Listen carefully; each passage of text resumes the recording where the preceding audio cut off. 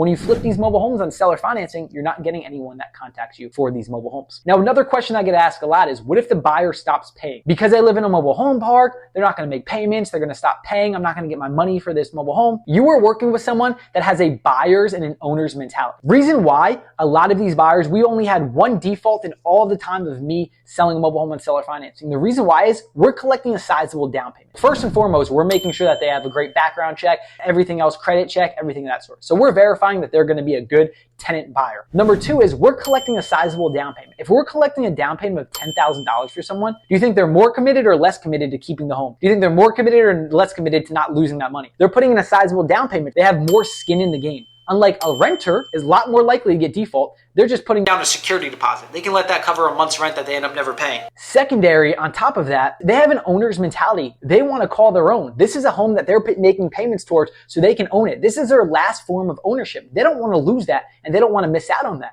They got into this mobile home. They put down a sizable down payment. They went through all the background checks, bought this mobile home because they want to own it. It's an owner's mentality versus a renter's mentality, two completely different mentalities. This is why we don't have buyers that default on us, because they're focused on owning, not renting. If we were renting these mobile homes, yes, we'd have renters at default. The default rate would be a lot higher. If they were only putting $1,000 down, yes, the default rate would be higher. But again, since they are committed to it by putting down a higher down payment and they know that this is a home that they're calling their ownership mentality, their focus, they're not going to be missing out on payments. And for all of you who are listening to this, who have been looking into getting into real estate, who's been too complicated, you can't figure things out, this works even if you're new. It is, call it real estate without the headaches. Very simplified version of real estate. We have plenty of people. We have an academy, the Mobile Home Success Academy, where in the first 30 days, they're getting their first deal done. Whether it's flips, wholesaling mobile homes, low money deals, or more money deals, they're getting in the game and they're getting it done because it's a much simplified version. There's very little competition, less capital required, and these deals move extremely fast.